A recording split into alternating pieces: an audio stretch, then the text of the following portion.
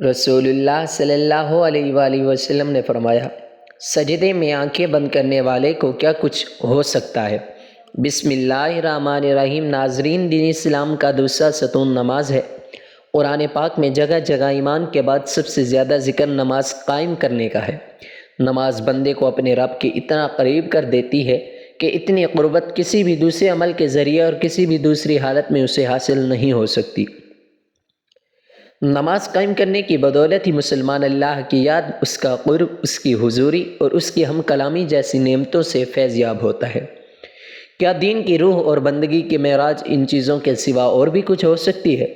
ظاہر ہے کہ نہیں ہو سکتی۔ ایمان کی جڑوں کو نمی اور تازگی صرف اللہ تعالیٰ کی یاد سے ہی ملتی ہے۔ جس درخت کی جڑوں کو نمی اور تازگی نہ ملے تو وہ سوکھنے لگتا ہے اور پھلنا پھولنا بند کر دیتا ہے۔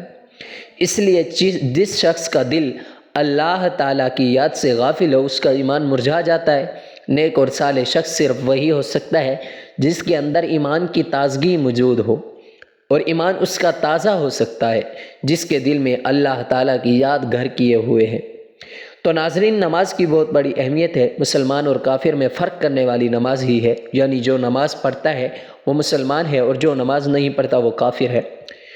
ناظرین، آج کی ویڈیو میں ہم آپ کی توجہ ایک اہم مسئلے کی جانب کروائیں گے کہ کیا نماز میں آنکھیں بند کرنا درست ہے یا نہیں، اور کن حالات میں آنکھیں بند کرنے کی اجازت دی گئی ہے، اور علماء نے اس حوالے سے کیا فرمایا ہے، آج کی ویڈیو میں آپ کو بتائیں گے۔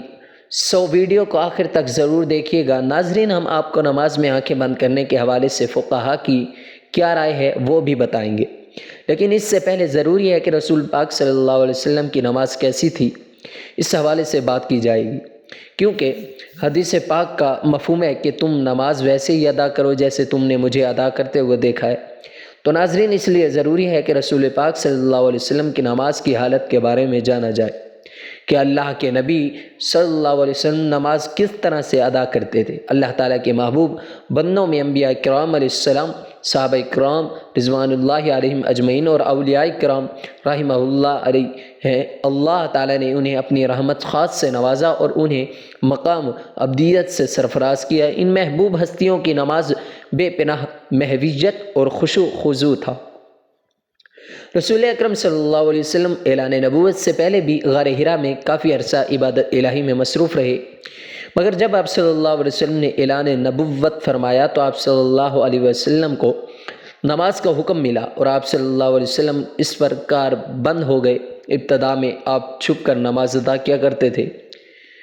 نبی کریم صلی اللہ علیہ وسلم کی نماز مثالی ہے۔ آپ کی نماز میں ہاتھ درجے کی مثال تھی، گویا کہ آپ کی نماز کامل تھی۔ آپ صلی اللہ علیہ وسلم نفلی نمازوں میں بھی خشیت الہی سے اشک بار ہو جاتے اور اللہ تعالیٰ کی طرف اتنی لگن اور محبت سے متوجہ ہوتے کہ دنیا کے ہر خیال سے بے نیاز اور بارگاہ رب العزت کے بالکل قریب ہو جاتے۔ اللہ تعالیٰ کے حضور آپ صلی اللہ علیہ وسلم جیسی کامل اور مقبول نماز نہ کوئی پڑھ سکا اور نہ کوئی پڑھ سکے گا۔ آپ تہجد پڑھا کرتے تھے اور شروع میں آپ صلی اللہ علیہ وسلم پر نماز تہجد فرض تھی۔ اس کے کچھ عرصے کے بعد صبح و شام آپ صلی اللہ علیہ وسلم نے 2 رکعتیں پڑھنا شروع کر دیں۔ اس کا ذکر قرآن پاک میں یوں ہوا ہے، صبح و شام اپنے پروردگار کا نام یاد کیا کرو اور رات کے وقت دیر تک اس کو سجدہ کیا کرو، اس کی تسبیح کیا کرو۔ مفسرین کا کہنا ہے کہ رات کو اٹھ کر دیر تک نماز پڑھنے کا حکم 1 سال تک باقی رہا۔ اس کے بعد رات کی نماز فرض کی بجائے نفل ہو گئی۔ تہجد کے نفل ہو جانے کے بعد بھی حضور اکرم صلی اللہ علیہ وسلم شب میں کثرت سے نماز پڑھا کرتے تھے اور بڑی قرات کیا کرتے تھے۔ بعد میں جب 5 نمازیں باجماعت فرض ہو گئیں تو آپ صلی اللہ علیہ وسلم نے آخری دم تک اس فریضے کو بڑے احسن طریقے سے سر انجام دیا۔ آپ صلی اللہ علیہ وآلہ وسلم کی نماز میں اتنی عاجزی اور خشوع و خضوع ہوتا کہ اس کی مثال نہیں ملتی۔ بخاری شریف میں ہے کہ ایک بار ایک شخص نے ام المومنین حضرت عائشہ صدیقہ رضی اللہ تعالی عنہا سے درخواست کی کہ محمد محمد صلی اللہ علیہ وسلم کی کوئی عجیب بات جو آپ نے دیکھی ہو بیان کیجئے۔ حضرت عائشہ صدیقہ رضی اللہ تعالی عنہما نے فرمایا، حضور اکرم صلی اللہ علیہ وسلم کی کون سی بات عجیب نہ تھی، سبھی باتیں عجیب تھیں۔ چنانچہ ایک شب کا واقعہ ہے کہ حضور اکرم صلی اللہ علیہ وآلہ وسلم میرے پاس تشریف لائے اور لیٹ گئے، پھر فرمایا مجھے چھوڑ دو، میں اپنے رب کی عبادت کروں گا۔ یہ فرما کر نماز کے لیے کھڑے ہو گئے اور رونا شروع کر دیا، یہاں تک کہ آنسو بہہ کر سینہ مبارک تک آ گئے۔ پھر رکوع کیا اور رکوع میں بھی اسی طرح روتے ہوئے رہے، پھر سجدے میں بھی اسی طرح روتے رہے۔ اس کے بعد سجدے سے سر اٹھایا تو اس وقت بھی رو رہے تھے، یہاں تک کہ حضرت بلال رضی اللہ تعالیٰ عنہ نے آ کر فجر کی نماز کے لیے آواز دی۔ میں نے عرض کیا یا رسول اللہ صلی اللہ علیہ وسلم، آپ اس قدر روتے ہیں حالانکہ آپ معصوم ہیں۔ حضور اکرم صلی اللہ علیہ وسلم نے فرمایا تو کیا میں شکر گزار بندہ نہ بنوں؟ ناظرین، آپ صلی اللہ علیہ وسلم نے نماز کے لیے بہت سی تکالیف بھی برداشت کی۔ بخاری شریف میں ہے کہ ایک دن آپ صلی اللہ علیہ وآلہ وسلم حرم شریف میں نماز پڑھ رہے تھے اور قریش بیٹھے مذاق کر رہے تھے۔ ابو جہل نے کہا کاش اس وقت کوئی جاتا اور اونٹ کی اوجھڑی نجاست سمیت اٹھا لاتا اور محمد صلی اللہ علیہ وسلم جب سجدے میں جاتے تو وہ ان کی گردن پر ڈال دیتا۔ چنانچہ عقبہ نے ابو جہل کی خواہش کے مطابق ایک بڑے اونٹ کی اوجھڑی لا کر آپ صلی اللہ علیہ وسلم پر ڈال دی اور آپ کو سخت تکالیف اٹھانی پڑی۔ مسلم شریف میں حضرت حذیفہ رضی اللہ تعالیٰ عنہ سے مروی ہے کہ ایک رات مجھ کو حضور اکرم صلی اللہ علیہ وسلم کے ساتھ نماز پڑھنے کا اتفاق ہوا۔ حضور اکرم صلی اللہ علیہ وسلم نے سورہ بقرہ شروع کی، میں نے سمجھا آپ 100 آیتوں تک پڑھیں گے، لیکن جب آپ اس کو پڑھ کر آگے بڑھے تو میں نے دل میں کہا شاید آپ پوری سورہ ایک ہی رکعت میں ختم کرنا چاہتے ہیں۔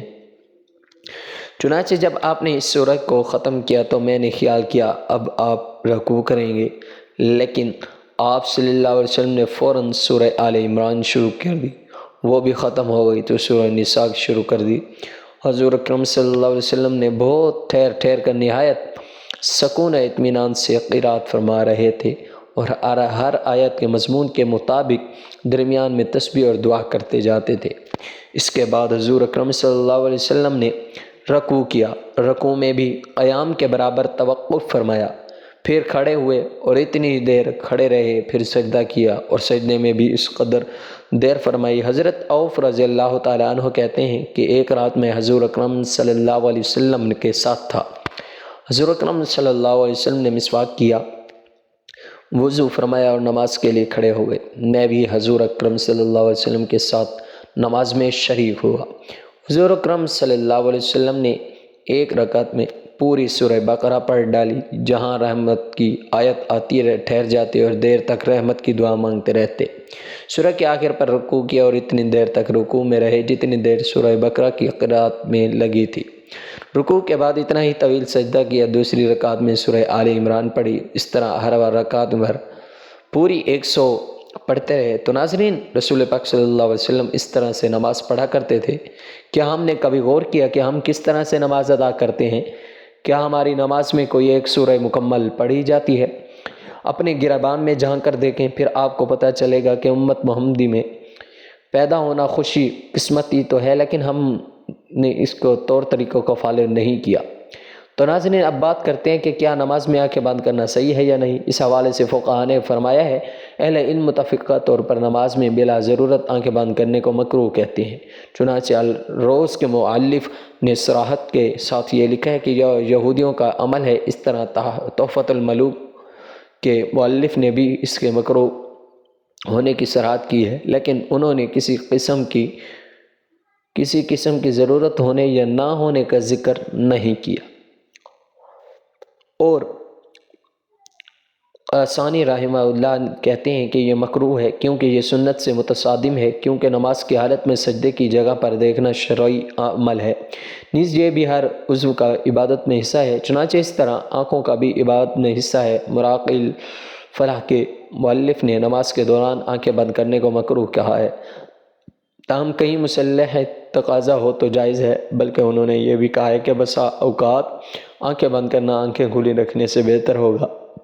امام عاص بن عبد السلام رحمہ اللہ نے اپنے فتاوے میں ضرورت کے وقت آنکھیں بند کرنے کی اجازت دی ہے۔ اگر اس سے نماز میں خشوع زیادہ پیدا ہونے کا امکان ہو تو آنکھیں بند کی جا سکتی ہیں، جبکہ ابن قیم رحمہ اللہ نے زائد المیعاد میں صراحت کے ساتھ لکھا ہے کہ اگر آنکھیں کھول کر نماز میں خشوع زیادہ پیدا ہوگا تو آنکھیں کھول کر رکھنا ضروری ہے۔ اگر آنکھیں بند کر کے رکھنے سے زیادہ خشوع پیدا ہوگا، مثلا کوئی ایسے نقش و نگار یا کوئی اور چیز موجود ہے جس سے خشوع میں خلل پیدا ہوتا ہے، تو پھر قطعی طور پر مکروہ نہیں ہے، بلکہ ایسی صورت میں آنکھیں بند کرنے کو مستحب کہنا مقاصد شریعت سے مکروہ کہنے کی نسبت قریب تو ہے، واللہ عالم۔ تو ناظرین، فقہا کے فرمان کے مطابق ہم نے دیکھا کہ کیا نماز کے دوران آنکھیں بند کی جا سکتی ہیں یا نہیں۔ بہرحال بہتر تو یہ ہے کہ آنکھیں کھول کر نماز پڑھی جائیں، کیونکہ نماز پڑھنے کے دوران سجدے کی جگہ پر دیکھنا ضروری ہے۔ سو ناظرین، آخر میں اللہ سے دعا کرتے ہیں کہ اللہ تعالیٰ ہمیں دین کی صحیح سمجھ عطا فرمائے، نمازوں میں خشوع خضوع پیدا فرمائے، جس طرح سے رسول پاک صلی اللہ علیہ وسلم نے زندگی گزاری ہے